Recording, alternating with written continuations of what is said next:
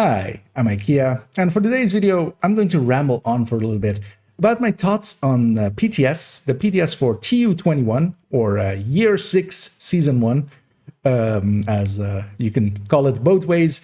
And we'll go into through the patch notes and together with some of the calculations that I've done on some of the pieces. We'll go by the order of the patch notes, and we'll go one by one through the brand set, the gear set, the new exotics, the new talent that is coming in. We'll discuss some of the names along the way and get through it, and I'll give you some of my thoughts and also where I think some of the pieces will find a home and where some of the pieces definitely won't. So yeah, let's start off by going to the brand set in the patch notes. And to start off with the patch notes, I'll link them down below. They are available on the Trello board. They are in the season or Year 6 Season 1 PTS patch notes.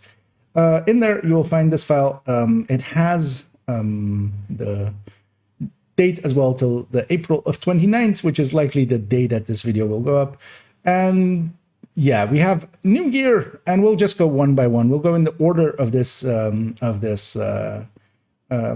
patch notes, as that's also have ordered the spreadsheets as we'll go into it. And yeah, we're getting a new gear set, Zwiadowka. I'm gonna say Zwia. I'm just gonna shorten it to that. We're not gonna also. It's like I'm gonna not even attempt that part or try to like force my way through it. But that is our new brand set, and at one piece it gives 15% magazine size. At two pieces it gives 20% rifle, and at three pieces it gives 30% weapon handling.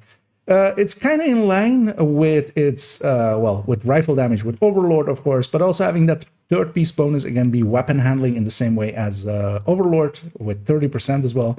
So we have two competing rifle sets now, and I've seen a lot of buzz about this 15% mag size. As I talked during a recent video that was mostly about the NinjaBag, people trying to three-piece Brazos for 50% magazine size. I'll never get this magazine size fascination, because doing more damage with the bullets that you have, to me always seems a little bit more of a thing than mag size. Of course, if the mag size is big enough, if this one piece was 50%, I could totally be on board, and I would be, going totally do that. It's 15%, and we'll actually go into a calculation in a second. We'll look in the game as well and kind of put it in situations and see what this actually means. We also have two named items, of course, with the new gear set, and that is the bobber chest, which is Entrench.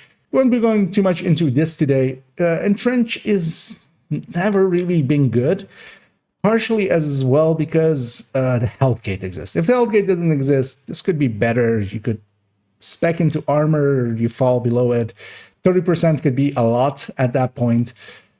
But generally, this is not how you die in this game. In this game, you get hit by a sniper, you go to health gate, you run around for a little bit, you don't see the next grenadier or sniper, and that kills you.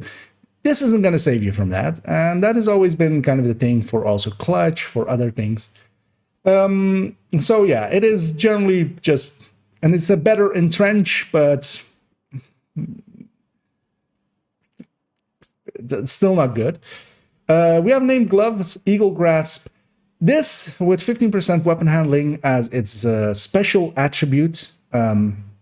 Its perfect attribute, kind of like Contractors, Hollow Man, Fox's Prayer, Picaros. This is its perfect attribute. So it gets this, it gets a red core. This is a red core set, which already is pretty good, as we haven't had a red core set in quite a while. And its addition is at least interesting. It comes, of course, at kind of the cost of that first piece being 15% mag size, if you just want to spec for one of it. If you're using it, for instance, let's say if you want to put it into strikers, and you're not using rifles or something, that you can go the second piece here. It is a little bit expensive for what it is, but at least interesting. Let's go to this spreadsheet, and of course I'll link this one down below as well. Let's actually first go to the game, though, as the new gear set, as it has come into the game, all of the gear and the weapons as well, the exotics, gear and the exotic weapon, all have placeholder art for now, as you see here that it doesn't even have an icon, and when we go into it, this is something, I don't remember which gear set it actually is. It says it in the patch notes, actually, in the known issues underneath. But yeah, the visuals of both the gear set and the brand set aren't here yet. So keep that in mind, as well with the shotgun, the exotic shotgun that we'll see later. The visuals of it are not in the game yet.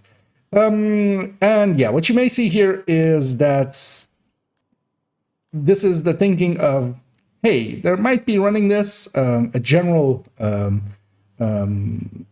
Oreo setup, and there are a bunch of coyotes. Let's say instead of me going coyote, or well, I'm not needing the coyote, there's already, let's say you're on countdown, there's already 3 coyotes. I can swap to Grupo, or well, in this case, I couldn't. I mean, I'm already on Grupo. I could go something here. Generally, what I would do here actually nowadays is put a Palisade piece in, get 10% armor on kill.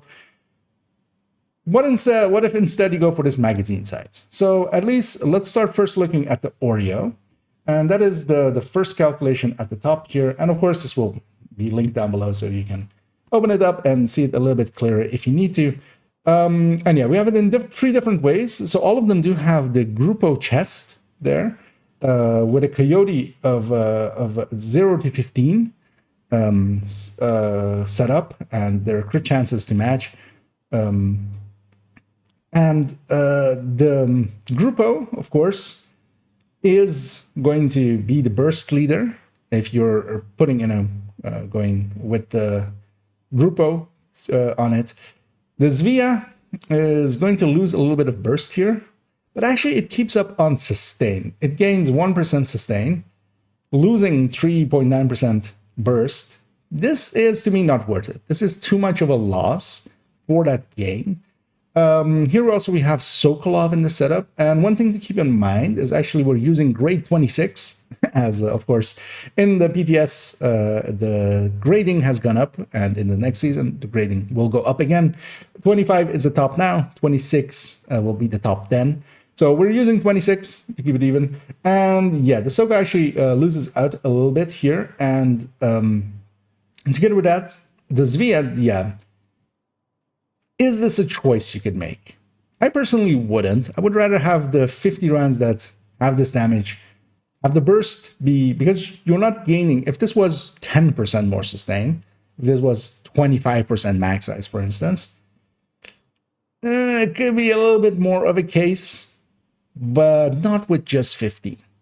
It's not the worst choice, but you could have Palisade there. And I personally would just pick Palisade.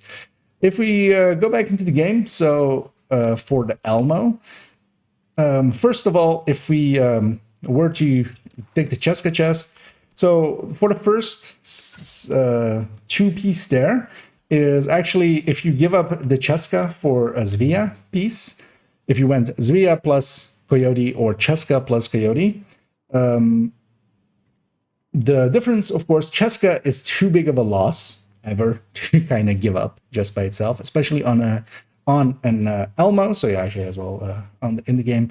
Let's take the Elmo here, because yeah, the Elmo needs that Cheska piece to reach close enough to the cap that a Coyote can reach the cap.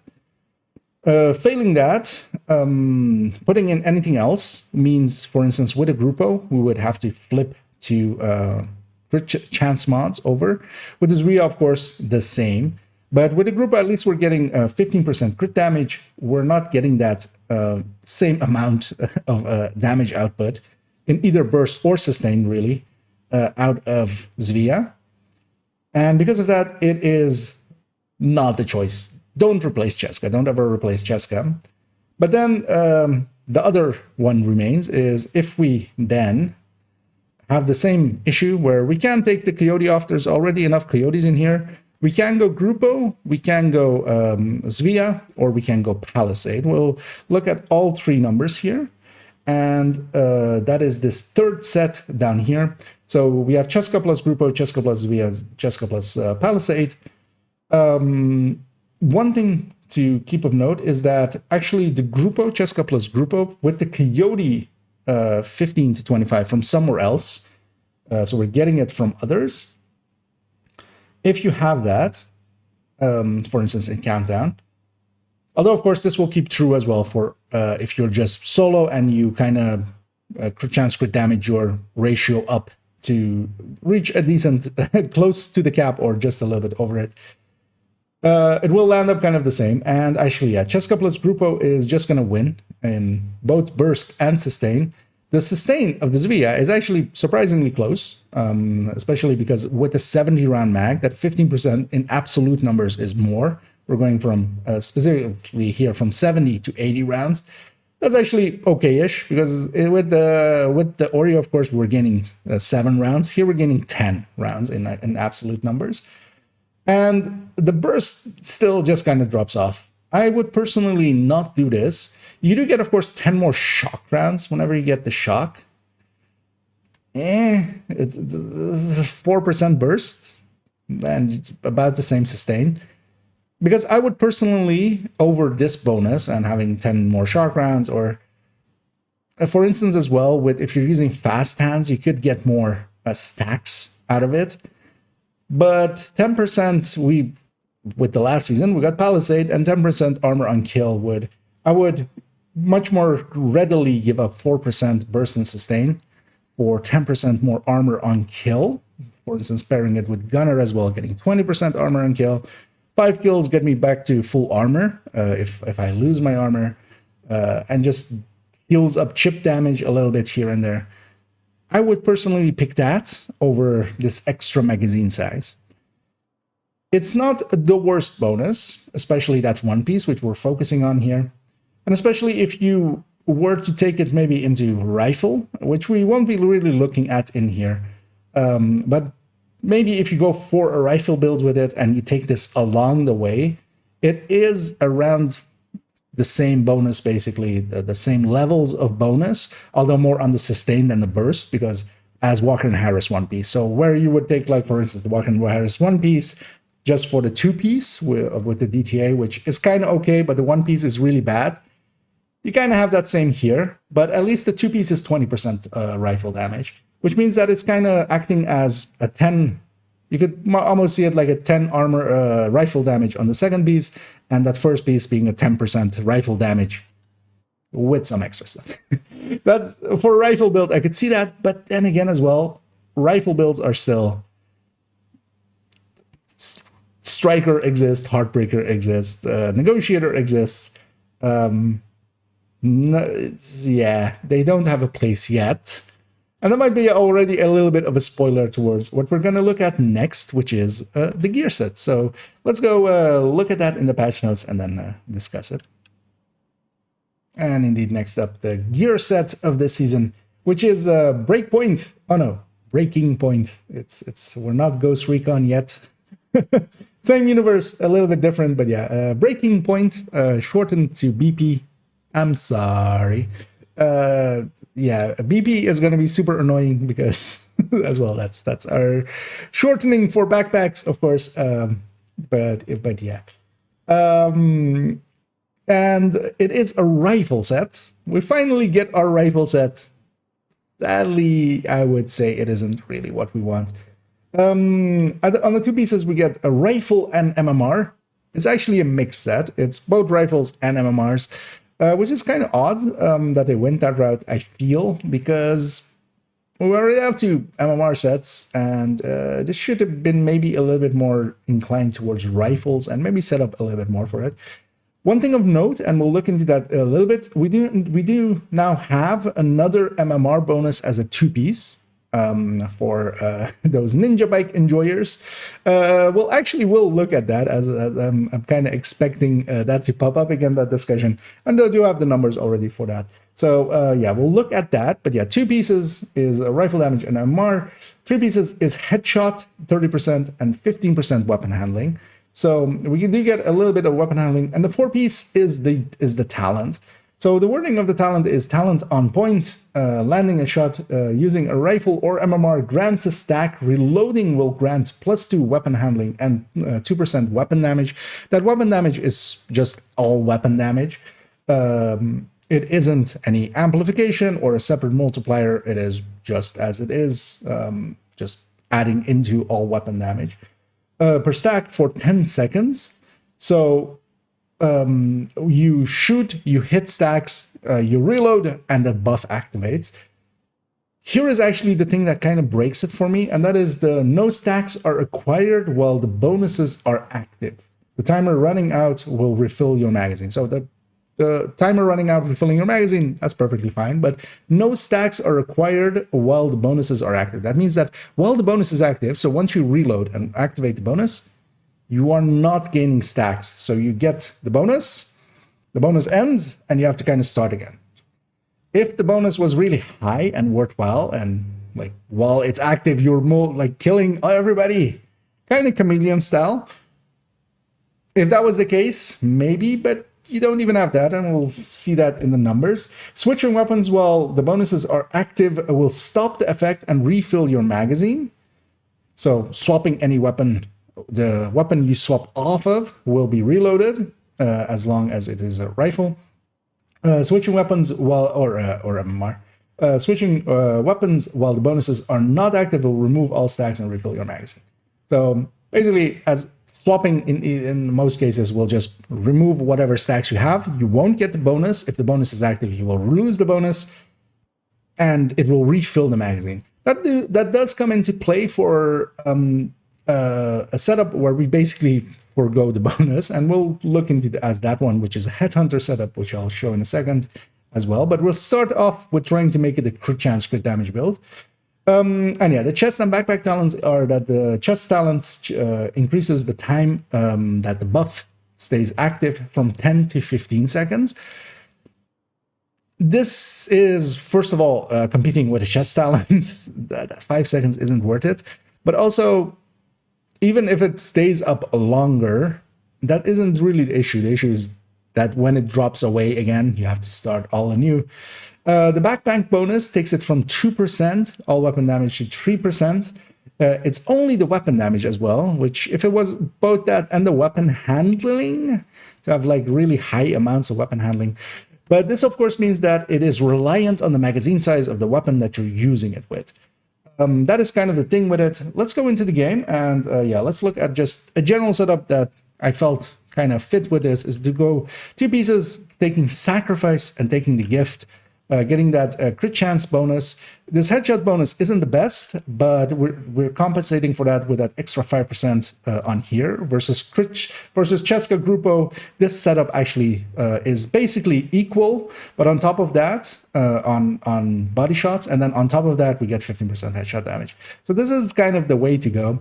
My weapon of choice for this, and in general as well, actually, is the ACR SS. Mark 17 as well would be a choice here. The only downside is we do gain this. We do gain from the gear set this weapon handling, so we can drop the stability mag, that 20% stability mag that you would normally put in here, or I would normally put in here. We do have to take those extra rounds. Mechanically, how it works out is, yeah, you shoot a bunch. Let's actually set this to be maybe a little bit more less vulnerable, maybe in fact invulnerable. You shoot a bunch, you empty your stack, or you gain out to a point where you go like, because all of this is unbonused at this point. That's the annoying part. So of course I do have like my talent active. This build is decently strong. We'll look at the numbers in a second, but without the buff active. But there comes a point where you just hit reload, and now a 10-second buff is active. You can see the buff on the icon on the buff bar already counting down, and at this point we have the buff. Any shots I put here don't work up to the next one. When the buff ends, we do get a reload, so we do get, once the buff ends, we can like go afresh and try to stack up the stats.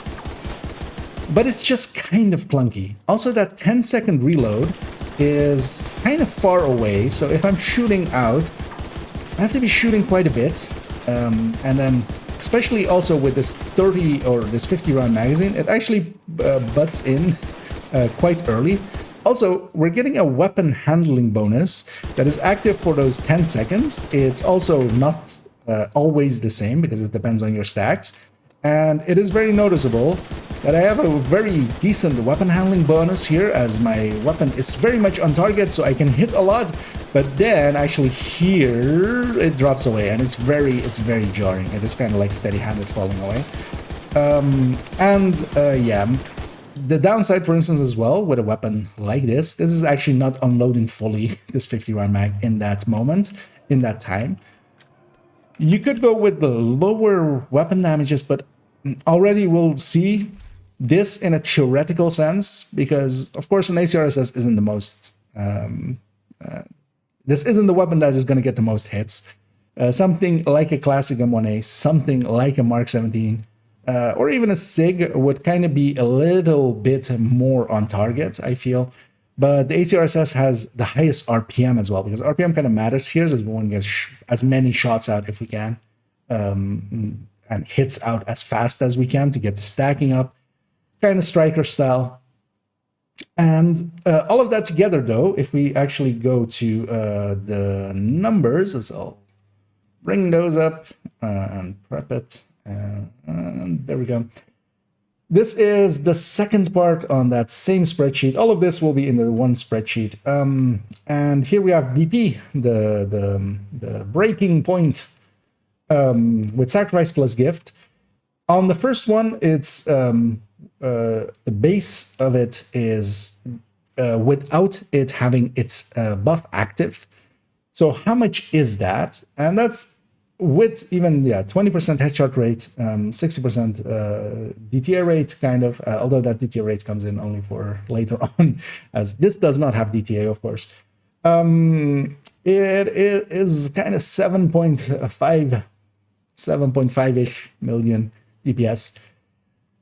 Once we get the hits going, so this is at 25 hits and then a reload, or 50 hits and then a reload. So this is the theoretical max at 50.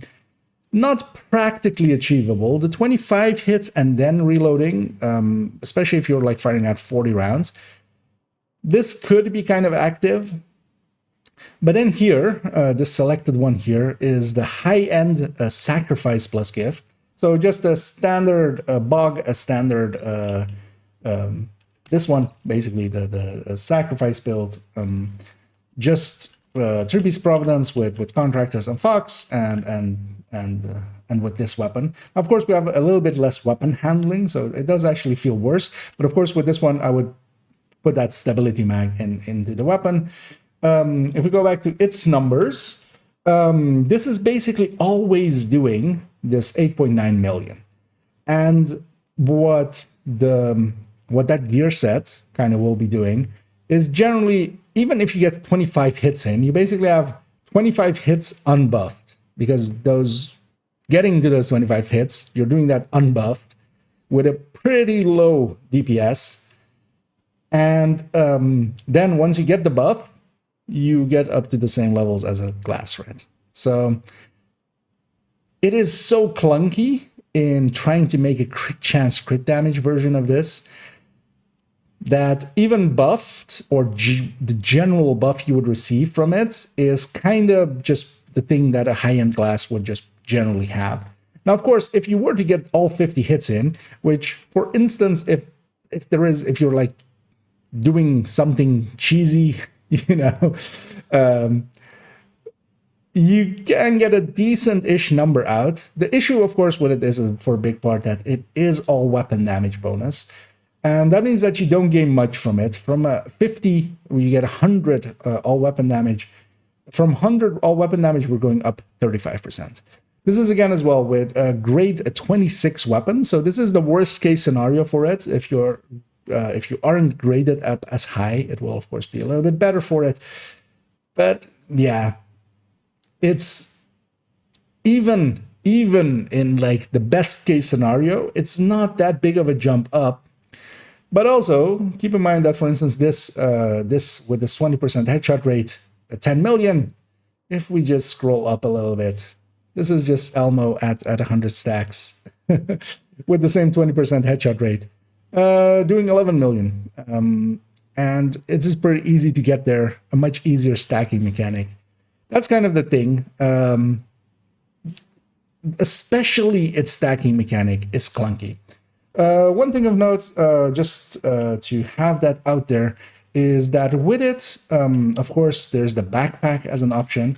I wouldn't recommend the backpack. We'll go into the numbers, but as well, there are some things that, for instance, don't reload in the traditional sense before you reload them yourself. For instance, the Dread Edict is one of those, and that is an MMR. You could use that with this. It has, of course, whenever you get that kill, headshot kills, it will restore the magazine, so you get the max 10 stacks out of this. But of course, 10 stacks is just 20 weapon damage.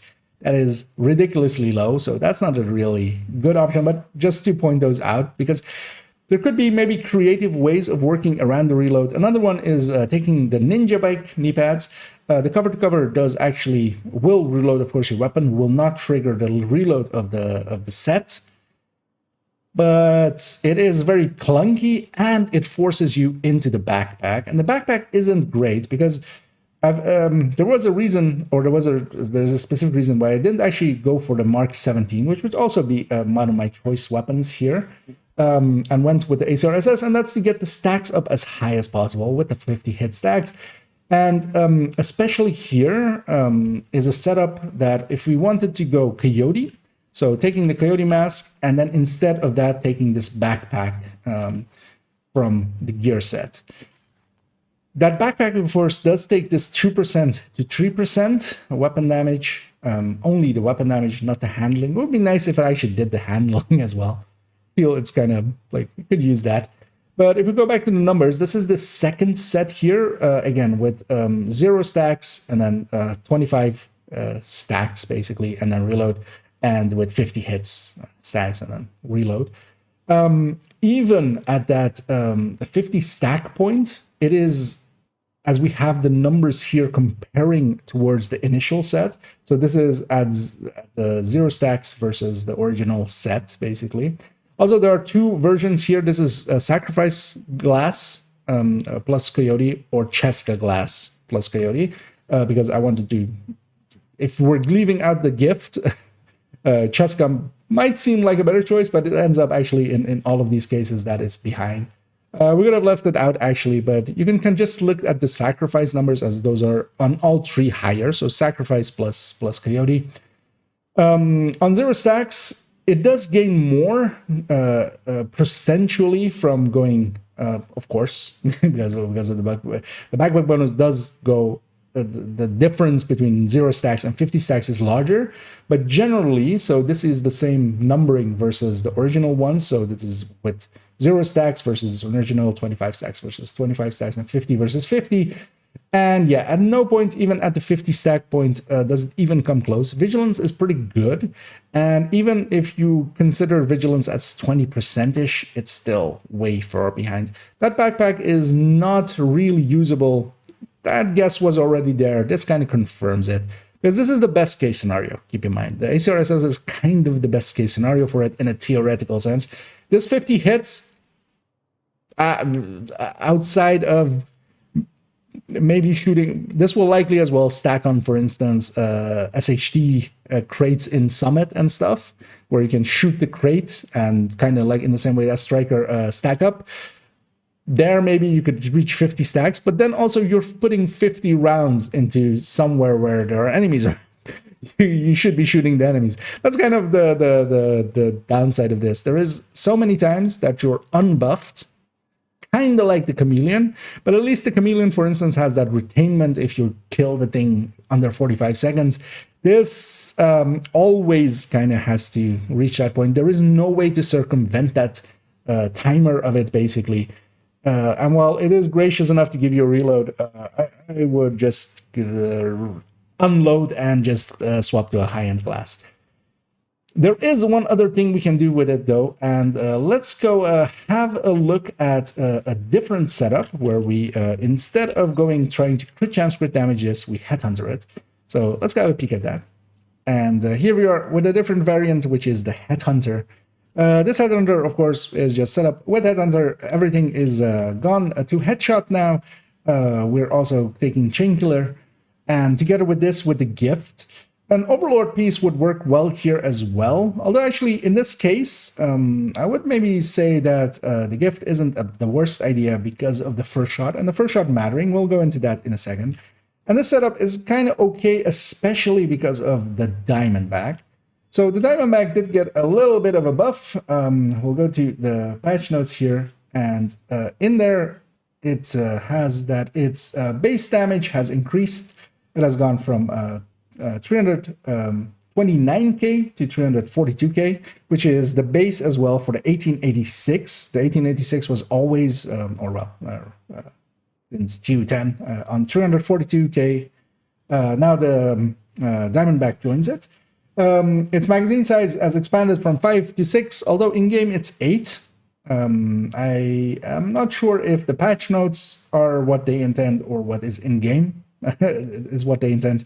8 rounds for it is actually not the worst. I wouldn't mind it going to 8. But its biggest change is actually to Agonizing Bite, its talent. And there is that it is no longer just a random enemy from any enemy within your range. It is first within 20 meters. It will try to find an enemy within 20 meters. If it can't find an enemy within 20 meters, it'll expand the range to further. So with some maneuvering, you can get closer range targets, or just it will try to pick enemies that are kind of closer to you and not like the enemies fighting all across the street somewhere else that you can't shoot at, hopefully. It seems to be working decently well. If we go back to the game, in here, one of the things that this build has and kind of need from a Headhunter build is that, for instance, with the Hotshot, it is very much set up so that you can kind of almost start on Elite with high grading, and if you have the Hotshot pre-stacked to be ready to give a damage buff. Of course, with the other two really popular ones in the Headhunters, Fury, and in high-end Headhunter, where it's mostly more for Regulus setup, those are a little bit different, and they don't need to do it in one shot.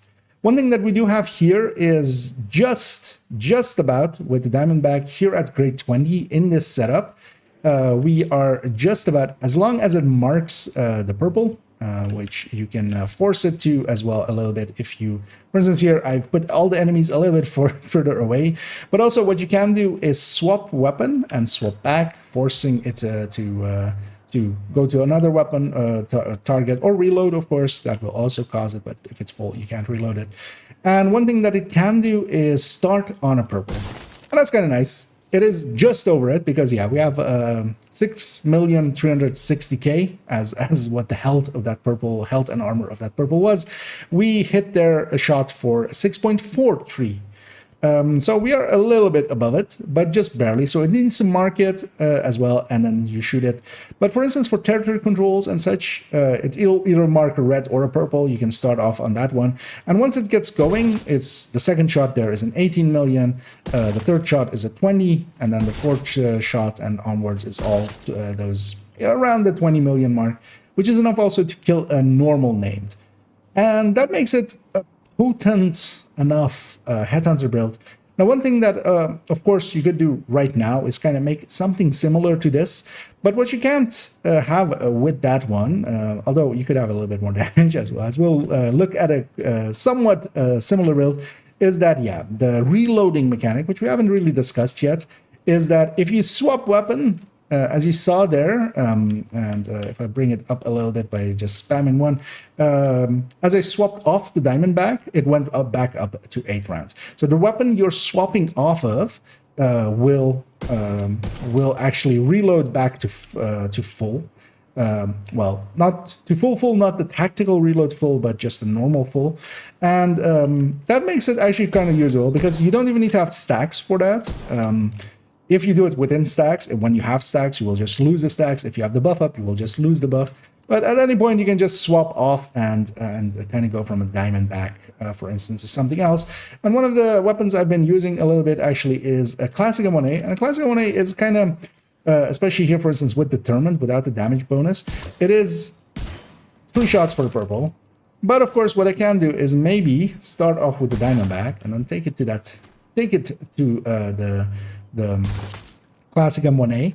And now I can, here for instance, with Determined, kill 15 enemies before I have to either reload and get the buff, which isn't the hardest thing, of course.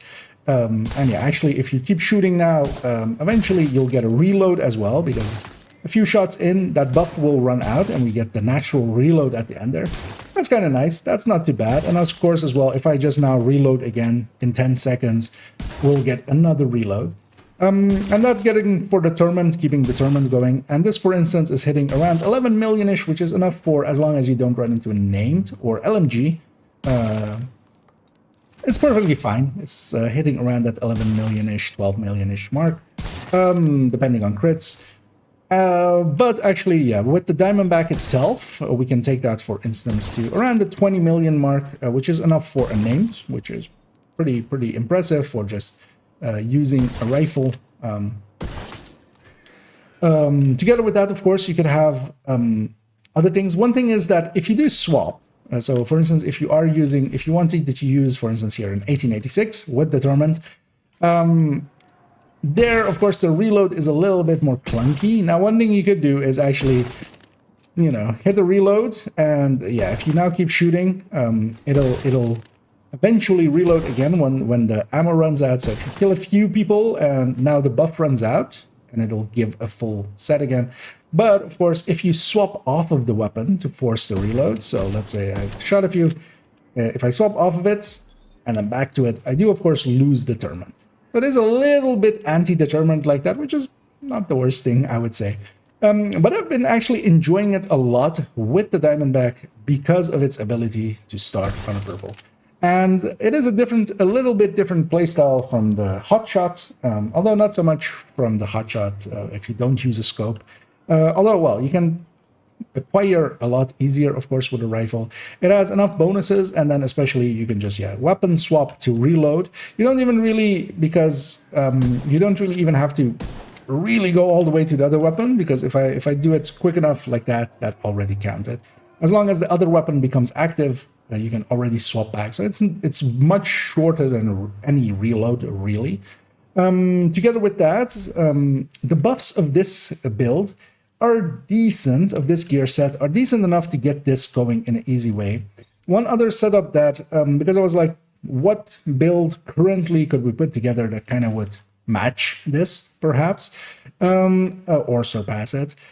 That's, for instance, something like this with rifle, going for Habsburg for headshot, Providence, Chainkiller, Contractors, and Fox for both DTOC and DTA, and having Picaros, because as well, actually, we gain a blue core for shield, and we do not lose that red core, because that red core is a minor now, of course. So this kind of works, but this isn't actually significantly higher, especially if we kind of Diamondback it, although actually I'm just going to murder a little bit over there, just so it has less targets to pick from.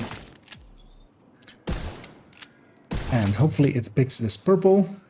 And then I'm going to body shot someone as well to lose my Headhunter.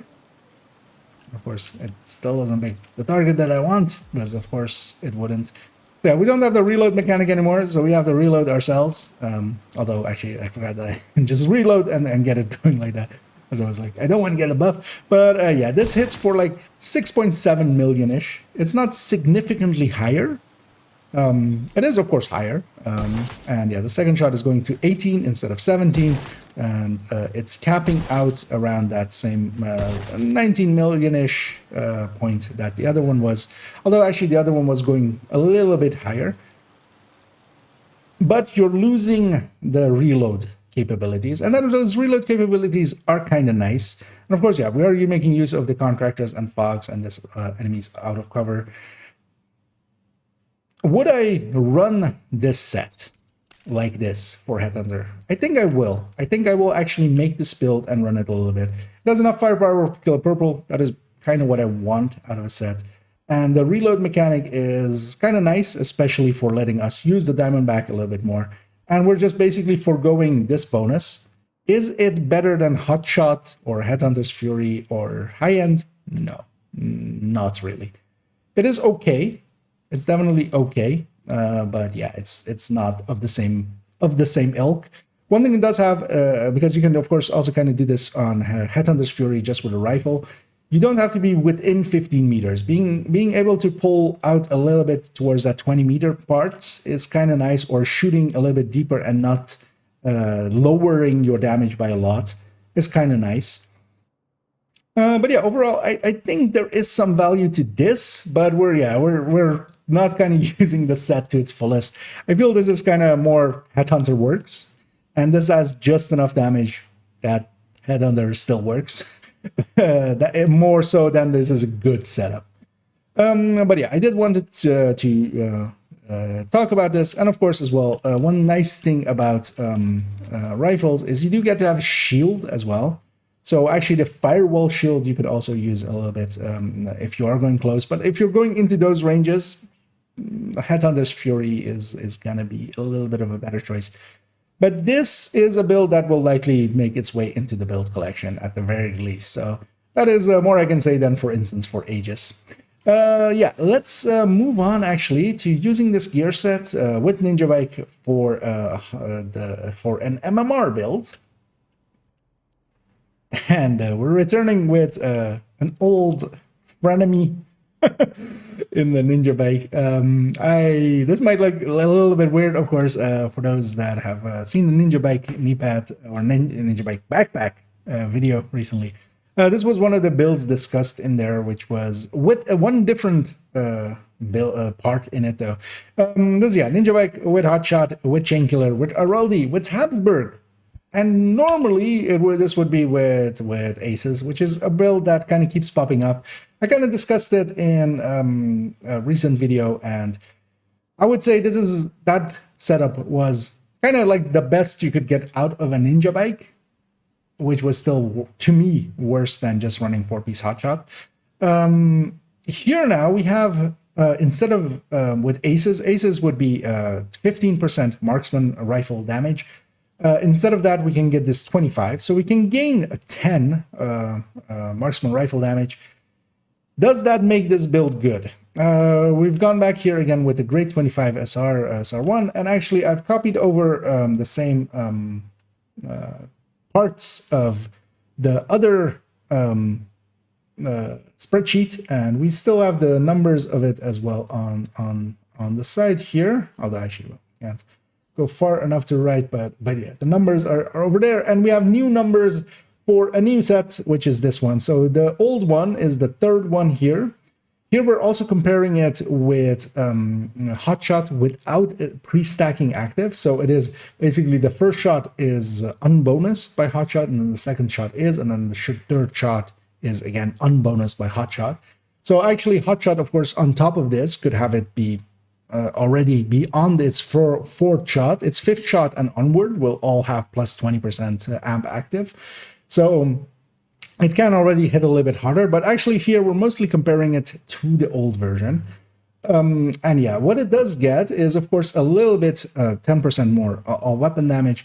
That does take this up by that full 15%, this weapon damage stat from the stat screen, that will go up by 15%. But of course, our actual returns are much lower. This is the effect of diminishing returns. This is what we talk about when we talk about diminishing returns, is that, yeah, if we compare what we had before, so in the middle here, there is also 3-piece Hotshot with Walker and Harris and Habsburg.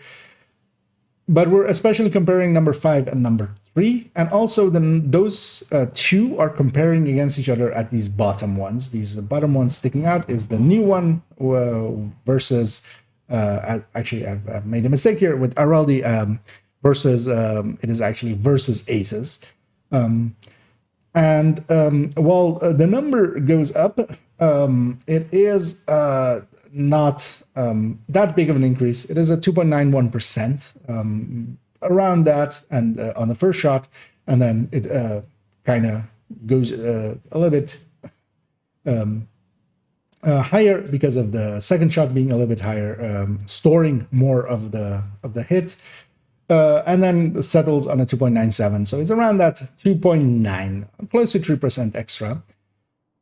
versus that original chain killer RLD, which is what all of these are comparing to, it is not that big of an increase, honestly, versus the other one. So we're gaining 3% more. It's still not, to me, reaching the points of that, especially because the hotshot one as well has a 4-piece hotshot effectively there to give you healing, to give you ammo, to give you its damage buff. The reloads giving you ammo, reloading your weapon, basically. This doesn't have that, but it doesn't have vigilance, so you don't have to deal with vigilance. But composure would be basically around the same numbers. I would go with that. This still isn't it. I basically just wanted to discuss because I already was expecting. So they have one extra buff here. So the people that kept talking about this one to pop up again, just to already like whack that mole back down. It's still not good enough. I feel it is better than it was. It is actually good enough to use. But opportunity cost wise, I'd just go with a hotshot setup, and I do. So yeah, let's move on to the shotgun, the shotgun section. We'll discuss first the new exotics. Or actually, well, no, we'll go to first the new exotic actually, and then move on from there. And to continue on to the gear, as we did the brand set and the gear set, we do get one piece of exotic. And that is the Acosta's Kneepad. It's no longer just a backpack. So we now both have a NinjaBag backpack, a NinjaBag Kneepad, and now we have a Acosta backpack and Acosta Kneepad. Just to make it even more confusing, and also so you can't just say Ninja or Acosta. It's no longer, you know, it's which one. If we go to the patch notes, as it might be easier to read there, we do have this talent escape plan. It's vaulting from the top of an object, although, well, not from the top of an object, it's just any vaulting, is plus 10 movement speed for 3 seconds. After not moving for 5 seconds, you receive 20% movement speed for 5 seconds. When affected by a status effect, a plus 10% movement speed is granted for 5 seconds, and max movement speed is 20%. So cumulative from any source, it's going to be 20%. Also here as well, the bonuses do not stack with movement speed bonuses from other sources. So it's basically a 20% cap. So for instance, the other source of movement speed in the form of an although plus movement speed in the form of a lady death, you can't stack both at the same time, although you could trigger them at different times to get a bonus from each one, of course. Also, there is this minus 50% movement impairment penalty from status effect, so you can move a little bit faster while you're impaired from status effect, although critically not one of the status effects that we would care about the most, as especially if we take ourselves a foam. And while I do have the Kneepads here equipped, and I foam myself, this isn't a status, that isn't an ailment that the Kneepads will help you fix, as that is just immobilizing.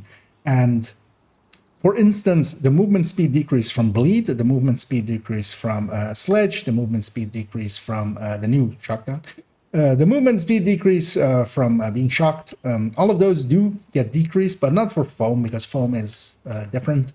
Together with that, it triggers every time you vault. So just vaulting over single items, so like that. It does not trigger, so for instance, there it did trigger, there it didn't trigger, or there it did trigger as well, but here it will not trigger. When I jump up this thing and run across of it, this isn't a vault. For this purposes of this, it is basically a single item that you just vault over. It will trigger from that. Status effect, same, it's the same 10%. And yeah, if you stand still for 5 seconds, you can then, once the 5 seconds are up, you can zoom, although, well, actually, it didn't even trigger there, as you have to actually really stand still, apparently. And there we go. And then you can zoom in the same way, at the same speed that a lady death gives you. All of this together with actually the stats that it has here, we'll go into in a second. One weird thing with it It does come with a blue core. These other two, it's a little bit unsure what it comes with. Currently from the PTS cache, it does come with weapon handling, explosive resistance, but there is a weirdness there. But also, one of the things that actually does make me like the thing is, for those that know me, I like vaulting over, sliding over hoods, and it does give you a speed boost, so you can vault over hoods even faster. So 10 out of 10, it gets a passing grade for me. I love this thing. I'm gonna wear it all the time and just slide over hoods, and then so I can run back and slide over hoods even faster. Let's go back to the White House, and we'll talk about one oddity. It does have a reconfiguration blueprint. Currently, it is working with, you need a NinjaBag Kneepad for it, because that makes sense. Although, of course, it's also, for instance, here again, the models are reuses, as well as with the gear set, as we saw earlier, there was a reuses of Aegis that is placeholder. Same here, it has a NinjaBag Kneepad visual, that's placeholder, that is in the known issues parts of it. So before, you know, we all yell about that, but yeah, it has this reconfigure. It requires a NinjaBag messenger Kneepad, but also when we re-roll this to an Acosta, it comes with random stats. Whenever you reroll it, you get random stats. This is a weird oddity. So the instant thing is, oh, they're going to allow us to reroll it. I hope actually not, because of, as much as people are like interested in getting rerolled versions of this, I would hope it would just come with crit chance, crit damage. That would actually make it somewhat viable. It always is with a blue core though, so we can kind of assume that it is intended to be with a blue core. If this was crit chance, crit damage fixed, that would be kind of needed to make it viable in any usage that this could see, because there could be, you know, league stuff or just speedrun stuff that maybe places something like this could be useful. In PvP, this minus 50% movement impairment, as long as it is just an armor core, crit chance, crit damage, and doesn't cost you more than just a brand bonus, and the ability to use a different exotic in the form of a catharsis or such, I could see it having some use. On the topic of this being rerollable, I think it is an oversight. I don't think there's a little bit of a discussion going on if they intend to make gear as well in the same way rerollable as with other things, unless they add in some balancing changes, as for instance a catharsis or a sawyer, if they're even if the core always stays the same. If you can make them with crit chance, crit damage, sawyers is pretty good. Same for a catharsis is really good if you could have crit chance, crit damage on it for some red builds. But also keep in mind that currently our reroll is a reconfiguration. It rerolls everything, both of the stats to random. Going from weapons having one stat to two stats here. Imagine the poor sods coming into the game and having to farm for a coyote that is coming with like explosive damage and something else, and they have to keep rerolling it to get two right stats. And while it is kind of nice, like to maybe have status effect and skill haste on a Val, that is a buff to those kind of builds. And yeah, I don't think they are intending that. I think it is an oversight, especially because of the way that it's also reconfiguring there. It's reconfiguring the wrong item into an Acosta. So, but yeah, overall, this item, it might see some limited use, but I don't think it is generally useful. I like vaulting over cars, though. It's kind of fun. But that's about it. It takes up an exotic slot. So many other exotics are so much better than this. But at least it is interesting. So yeah, we'll see how it goes with it. Also, we'll see if the statting is kind of intended. Let's go to the exotic shotgun next. And moving on to the exotic shotgun, the exotic weapon of this season. It is called Overlord, just to be confusing as, you know, what are you farming, Overlord? Why are you farming a shotgun? No, I mean the gear set, as I'm farming for Fox's Prayer, or Why are you farming Overlord? No, I mean, why are you getting a Fox's Prayer? Don't you have enough? Well, I'm going for the shotgun. Yeah, it's kind of annoying having overlapping names. Same with the Acosta, actually, because, you know, we yell out Acosta quite often, and it's usually for the backpack dropping out of a key chest. Yeah, in this case, it's gonna be the same. We don't have a reconfiguration blueprint for it currently in the PTS, but of course, this will likely be reconfigurable in the same way as all weapons are, as all weapons will be, as they said. So yeah, with DTOC it could be, and if we go also to the patch notes, yeah, it's the Overlord. The exotic shotgun is based on a KSG. We know that now. It is the talent Capitulate, which is hitting an enemy will apply a stack of minus 1.5%. Keep that number in mind for a second. Movement speed for each pellet hit for 5 seconds. Shooting again will reapply the stack. Then it lists this mod in optic slots of crit damage, 15% crit damage, a magazine slot of 15% reload speed, and an underbarrel slot of plus 20 weapon stability, as opposed to gear stability.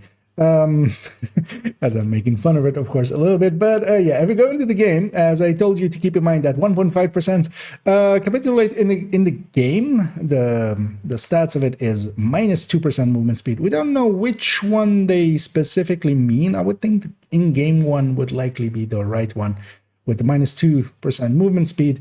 It is very hard to test exactly how much it is, so we gave up and didn't really. This, of course, is not really PvE viable. It could be PvP viable, although in PvE, and I could...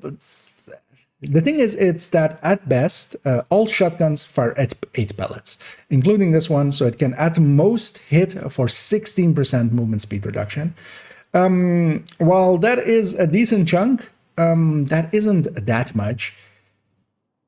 I was theorizing maybe, you know, when Right is chasing you or Boomer's chasing you using this, but also you wouldn't, because you, for instance, with Boomer, you kind of, the person dragging Boomer is usually shotgunning him or scorpioing them. In the case of Right, you don't want to give up the exotic slot. You want the Elmo or Oreo in that slot. Even for the healer, you kind of want to have the Scorpio there as the buffing, for buffing purposes. On the PvE end, I don't see much use for this. I don't think it will find much use. Also, damage-wise, even if I've had DTOC, it is, of course, going to be low because it doesn't have a damage talent per se. This isn't really useful in a practical sense on the PvE end. The reload speed is actually lower than you would have just on a normal KSG. You can't have the 10 crit chance because it has 15 crit damage. And this stability, this being weapon stability, actually in the patch notes, as it said, weapon stability, I read that as just weapon handling starting out, and it would have been better off with some weapon handling, especially as well to give even more reload speed to it. As a KSG has really long reload, this overall doesn't really do it for me, I feel. It won't be a hard weapon to at least proficiency. We might find some weird spot where this might be useful in PvE. I doubt it, though, just because Scorpio exists. It's not so much that this thing is horrendous, it's just other things exist that very much outclass this. Let's move on to one last thing, which I'm going to be a little bit more positive about, which is Brazen, as that is the new talent coming in. And yeah, let's go on to Brazen. If we look at the patch notes, actually, first, we have here Brazen, the weapon talent coming in, receive plus 1% amplified damage on the next shot. So from one shot, you hit it, and then the second shot, you will have the buff. With the weapon of each pellet hit that hits this, that hits the target, at least if at least 6 pellets hit. Now currently on the PTS, it's any 4 or above, even for the normal version, which is actually the perfect versions thing. But yeah, it's basically a plus amplified, and it's the previous shot is adding into the next shot, but also it is continuous. So the next shot that you're hitting with that buff already, it's with a few pellets, and then like goes to the next one, and so on and so on. So you're kind of, after the first shot, you're kind of, as long as you're hitting more than 6 pellets with this normal variant, and each shotgun again has 8 pellets. All of the shotguns work that way. As long as you hit 6 pellets or more, you will continuously have a buff between 6 and 8% on the normal version. And that actually then goes within the perfects, which is a spas 12 and a super 90. The only thing that changes, the damage doesn't go up, but it is at least 4 pellets hitting. And I feel actually this named variant, especially the super 90, as the spas isn't that great of a weapon. But the special but the named, the like glue super 90 with just 4 pellets hitting, which is much more consistently viable, will be kind of useful and usable. If we go actually into the game, there is one big quirk we kind of have to talk about before we go into the numbers as are prepared here, and that is that yeah, if you hit with pellets and actually hit, you of course get the buff. The buff is on the buff bar. It shows you a number of how many pellets hit, and especially if you do not succeed in hitting 4 or more, you don't get the buff. But if you do hit with 4 or more, you do get the buff. And one of the interesting things is, first of all, if you weapon swap off and then weapon swap back, you do actually retain the buff, which is kind of nice, so you don't lose it. Even if you swap, for instance, from this to a Scorpio to do something with that, and then back, you do actually retain your last buff that you had. Secondly, if you get the kill, and even if you're like half missing, as I'll try to do kind of here, even if like 1 pellet is hitting, because here, for instance, I'm hitting 5 pellets. The enemy did not die from that though. If I go again now, and just like 1 pellet hits, I still get the 8, as it is a full barred Brazen. So as long as you, whenever you get a kill, it actually gives you the full stacks. I wonder if this is intended. I mean, the talent doesn't talk about this, of course. Interestingly, though, that means that, for instance, if you're using an M870, and then, even though here, for instance, just 4 pellets would work, but in the final game, likely you will need to hit 6 or above pellets. As long as you're getting the kill shot will guarantee an 8 pellets. So whenever you have the kill shot, you do guarantee 8 pellets, or acting as if 8 pellets hit. So with a hard-hitting weapon like an M870, it kind of can make sense, because yeah, even generally, as long as you have a decent buffs up, you will definitely kill a red with 1 shot, and then your next shot will have the 8%. But even with purples, if 7 pellets kind of land, if you send their body with even 1 missing, you'll still get the 8% buff for the next shot, and it is active at that percent as well. It's not just visual. But yeah, because here, for instance, I'm just gonna blind fire till this guy dies. And yeah, definitely some pellets didn't hit there, and we got still the 8 buff. So that is a little bit of an oddity. If you have 2 weapons as well with Brazen, if you then swap and then swap back, you don't retain. So you do want to keep just 1 weapon with Brazen if you want to retain like that. But yeah, pairing, for instance, a light glue with a Scorpio, I could totally, you know, this could be a decent setup, as it is a decent buff. So let's go look at it numbers-wise and against some of its compatriots in close and personal, pummel, fast hands, and flatline. So first of all, we're starting with no damage talent. This is the build as was in-game, as well as, let's go back a second. It is a Hunter's Fury, crit chance, crit damage based. It is with Intimidate, Adrenaline Rush. It is with normal Intimidate, with the chest-to-chest group of backpack.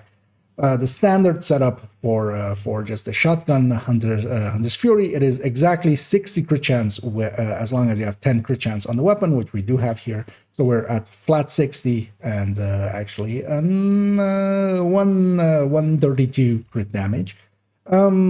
If we then go back to these numbers, that's what the build is based on. And then basically the shotgun, we have just several, all of them with super 90, and then just swapping out the talent. So first off, no damage talent. So this could just be no damage talent, but also, for instance, preservation, any of the other ones, basically. Just as long as it's not a per se damage talent. It could be utility talent or something else. So that is our 100% point. Everything else is calculating off of that. So Brazen is just a simple amp. It is, here I have set it up in 3 ways with 4%, 6%, 8%. This is mostly for testing purposes, just to check that all of them are kind of like working, and that also when we gives us the 8% at the end, it isn't accidentally an a 4% or something, just to have the damage numbers to check against. It is, of course, yeah, against untalented. It is a decent talent with, especially because of that kill mechanic of it. You will keep it up decently well, especially solo, where you're getting all of the kills, hopefully, where it is 8%. Now, 8% has been, I saw a lot of people like poo-pooing it, that it's very low. It's not, especially with, at least not to me, especially not with its availability and how fast you can, you shoot once and the second shot is bonus. If we go to close and personal, for instance, especially here again, we are using grade 26, so both close and personal and pummel are actually in their worst state, basically, because they, of course, are weapon damage based, and the higher grading goes, the less returns they give. Also, for instance, if this build it is a full red, if it was with a few more blue cores, they would receive a little bit more from this. And that means that, but at this, like the worst case scenario for them, they are 11% and 14%. So significantly higher above Brazen. But of course, close and personal requires, it is conditional. It needs a kill.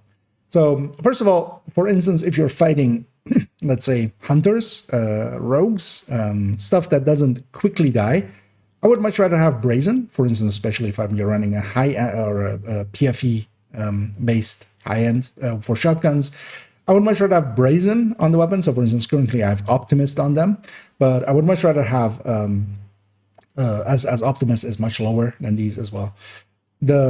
I would rather have that because close and personal, I'm not going to get a kill there, especially if I'm doing it in a group and I'm like just in there to keep them a little bit off of people. Although most likely I would just use a Scorpio, but if I wanted to finish one of them off that is already kind of focused on me, close and personal is, yeah, here at around 11-ish%. Although actually, let's take the grading here to 0, so that we are just 6 scores. It goes up to 12, so not that big of an increase, of course, but it is an increase. Same for pummel, it is now 16% above. Here again, if we go back to 26 grading, which is going to be the new standard, it drops down to 14%.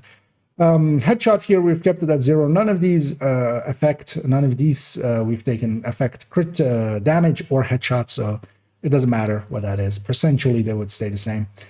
Pummel, of course, needs 3 kills on Super 90. Of course, Tsunami would only need 2 to activate it. But Pummel, of course, then as well reloads the magazine. So it has utility on plus damage, although its damage comes in pretty late. And I would definitely say that Brazen is competitive against it just for general use, just because you can really easily use it. It's a really easy to use talent.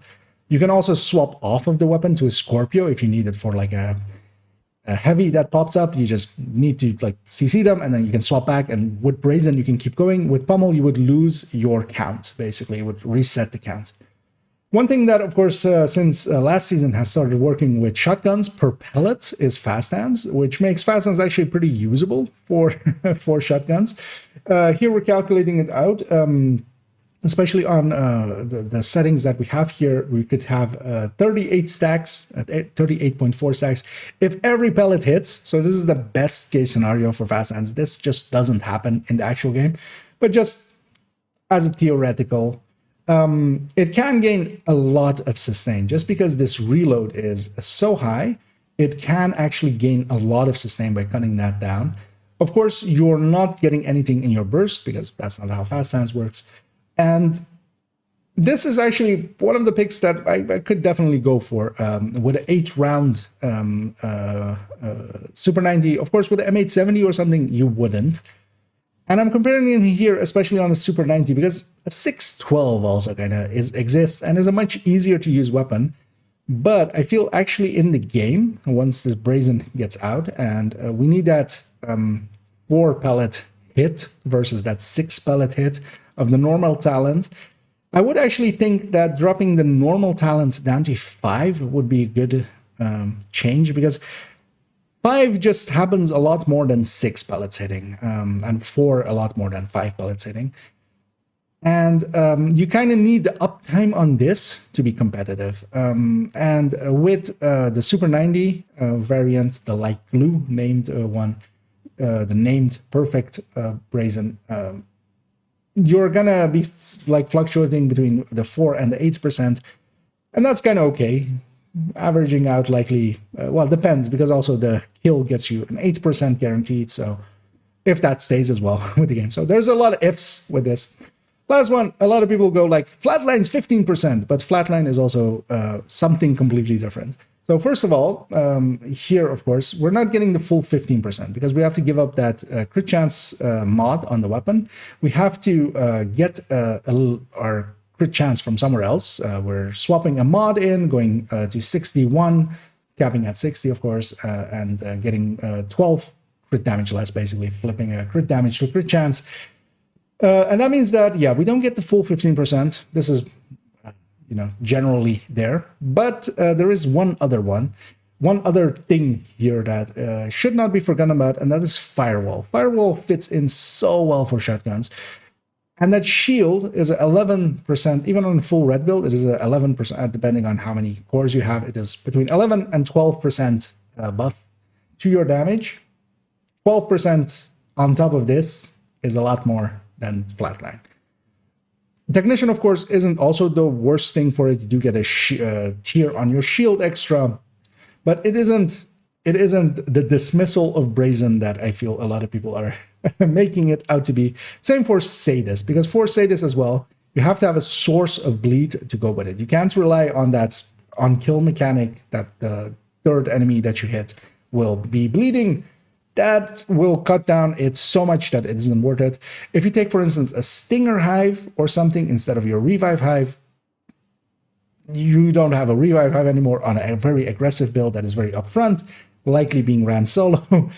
If you're running Ridgeway, you're giving up your chest talent. You can go, of course, Ridgeway Wicked, for instance, but you're still losing a brand bonus and your chest talent. That is quite a big loss. So it isn't as straightforward. I think Brazen definitely has a place. I think especially, for instance, in PFE builds where I use shotguns, I'm definitely going to use Brazen. For instance, as well, for headhunting builds, actually, where you use a shotgun, this isn't the worst choice, because if you get the headhunter off, because you are already not getting close and personal or pummel, so unless you are really running the shotgun, as with the Headhunter's Fury variant, where you can main the shotgun, basically. But quite often on the high end, and even on the Headhunters, I'm maining the Regulus, and I'm only really pulling out the shotgun to pop off helmets. And one of the things you have here then is that at least if your first shot, of course, isn't bonus, unless you already prep it, which you could do. You could prep and then swap to the Regulus and then back to this and have the buff up already. But more likely, this is your first shot being taken. If you hit the helmet of the heavy and it doesn't pop off, your second shot at least has 8% buff to it. So there is at least something there. Or well, if it didn't pop off, you're likely not getting the full 8% because likely you're at 4, but at least you're getting a buff to it. So there's definitely a big case to be made here, just because of the mechanics, how it works. And of course, yeah, because it retains, that is a very important point, that you can set it up already, get an H88 shot Brazen already saved and swap to your Regulus, and then when you need to swap back, you have an 8% buff on top, making it much more likely to pop the helmet off of a heavy. So yeah, we've discussed all of them patch notes, although of course, yeah, as we already talked about the Diamondback, there's a bunch of known issues. None of them really matter to us. There's a lot of placeholder things happening here. One thing I do want to discuss as the final parts here is that actually movement seems to be fixed. There was, of course, the sudden stops that would often happen when you were running around like this. Your character actually in current game kind of just comes to a halt instantly. It's very jarring. And actually, one of the things that I didn't kind of notice is getting back in here and kind of just it felt like it didn't feel jarring anymore. But then I didn't notice it until like, hey, wait, actually, yeah, we don't have that jarringness anymore. Also, the cover to cover seems to be a lot more consistent. So all of those kind of stuffs are pretty good, and I'm happy that they're working even on things that are, well, not in the patch notes, of course. But yeah, that will take us to the end of this video, as it was a very long, rambly video. I hope you kind of enjoyed it. I hope you at least found something informative in here. Finally, though, I would actually also say that while this season there is at least some interesting stuff in it, with Brazen especially is going to go likely on a bunch of my shotguns. Together with the Headhunter variant of that rifle build, I will definitely make it, and I will kind of hold on to it.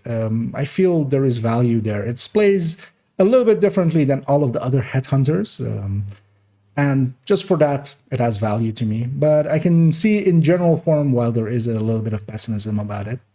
One thing I would hope is we'll likely have a PTS 2. That will likely be very likely that I don't have to hope for that. But what I would hope for that one is that they do make some changes to the gear set, and maybe make it continuous in its stacking. That would help a lot already, I feel. Secondly, one of my biggest hopes for this round of, well, the new season was that the continuation of Project Resolve and balancing. We, of course, didn't have any balancing to shotguns. We didn't have any balancing to pistols. We didn't have any balancing really to LMGs in between it. The whole set got moved up.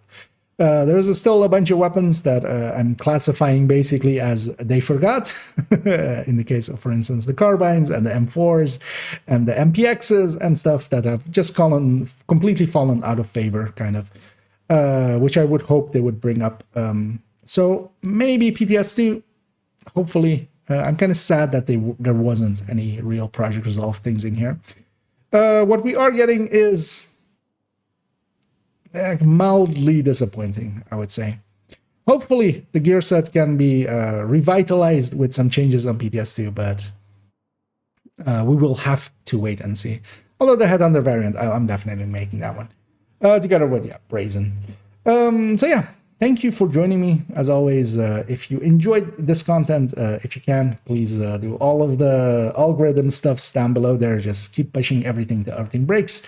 And I hope you join me in the future for, as we'll go into some build showcases, as especially we'll go into some weird Headhunters in the form of a hot shot, but with third drone hybriding, as that's the next build showcase. Also, I'll be moving and trying to get an in-depth guide together pretty soonish. But yeah, as always, as well, have a good night.